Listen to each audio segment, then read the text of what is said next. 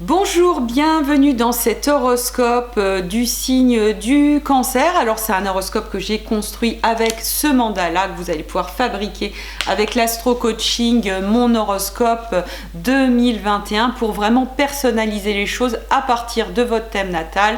C'est accessible aux débutants si vous passez par le petit Astro Coaching carte du ciel magique. Donc tous les renseignements sont là-haut ou sinon dans le descriptif de la vidéo. On démarre avec ce signe du Cancer. Donc le signe du Cancer a un peu la paix cette année, un peu plus la paix que les autres années, même si Pluton est encore en Capricorne. On sent que là, ça a vraiment nettoyé, toutes ces eaux ont vraiment beaucoup décrassé, je dirais. On a Neptune qui est toujours en signe d'eau, toujours en poisson, mais encore pour de longues années. Donc on continue quand même cette lessiveuse, mais c'est comme si les cancers maintenant étaient un peu habitués au principe et finalement, bon, ça roule beaucoup mieux. Et surtout, on va pouvoir fluidifier, retrouver le sens sacré des émotions. Les cancers sont un acteur majeur pour ça et surtout en 2021 où les enjeux sont fondamentaux. En cancer, on a vraiment un sens affûté des émotions. Les émotions sont une guidance et je tiens à le dire et je pense que c'est très important. Il n'y a pas de mauvaises émotions. Les émotions sont un indicateur. Alors c'est sûr qu'ici on se complaît dans quelque chose où on n'est pas bien. Là c'est plus juste, mais accueillir une émotion, c'est important pour être incarné dans cette vie. Par exemple, si on a un sens affûté du dégoût, par exemple, eh bien, ça va nous donner des indications sur ce qui est bon et pas bon pour nous, tout simplement. Ça, on l'a oublié. Et je crois que dans ce côté pensée positive, on a oublié ce côté-là et cette idée de, bah oui, nos émotions, elles sont là. Il ne s'agit pas forcément d'être dans une lutte.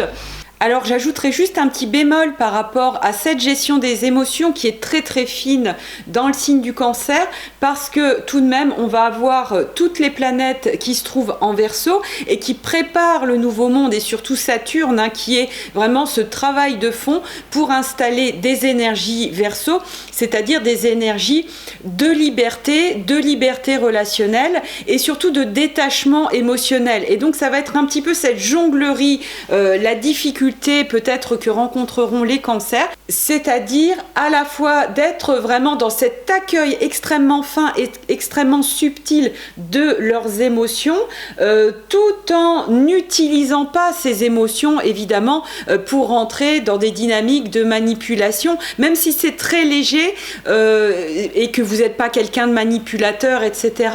C'est quand même important de garder ça en tête, parce que comme on a Saturne et Jupiter qui vont se trouver dans le signe du Verseau, il va y avoir un degré d'exigence justement de non-manipulation qui va être assez élevé. Et donc ceux qui pouvaient entre guillemets passer à un certain moment à dire bon bah voilà j'ai fait un peu ma victime, ou j'ai fait un peu, voilà, j'ai mis un peu quelque chose de pas très net dans le jeu relationnel. Là, avec ce Saturne en Verseau qui se trouve en quinconce, l'idée du quinconce, c'est toujours un travail sur soi et peut-être une inadaptation parfois à revisiter. Ça sera vraiment intéressant que les cancers aient ça en tête pour vraiment utiliser toute cette richesse du panel émotionnel qui est multiple et qui, je dirais, les mots sont tellement peu riches par rapport à cette richesse de toutes les nuances émotionnelles que vous pouvez ressentir. Donc pour vraiment bien profiter de vos antennes qui savent vous guider, eh bien il s'agira d'être bien alerte et de vous connaître, apprendre à vous connaître et pas tomber dans le panneau des jeux de pouvoir, des jeux de manipulation qui sont justement ce qui a nettoyé pendant tout ce temps du Verseau, pendant toute cette préparation du nouveau monde.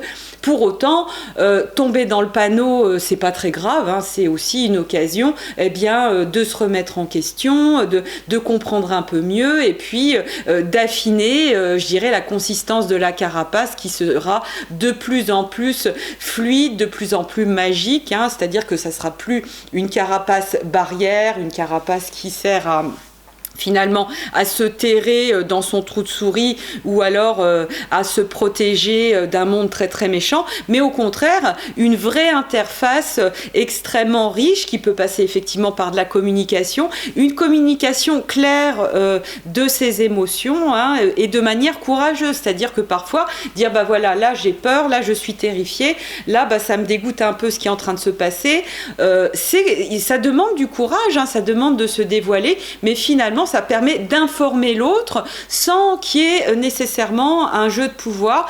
C'est là où le cancer va montrer toute la noblesse de sa carapace de crabe finalement qui va ouvrir et fermer aux énergies. Ah ça me dégoûte, ah bah non.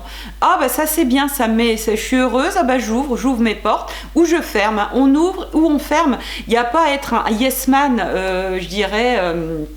Dans le signe du cancer, et effectivement yes man c'est bien, mais c'est pas bien tout le temps. Il y a des fois il faut être un no man, on n'a pas à dire oui tout le temps quand on est cancer, et quand on est dans n'importe quel signe d'ailleurs aussi, mais je dirais les cancers vont nous inspirer ça parce que eux ils ont ce sens très très affûté, et le fait de dire non et d'affirmer un non, c'est très positif, c'est très spirituel, il n'y a pas à ouvrir à tout, il n'y a pas à être open à tout, etc.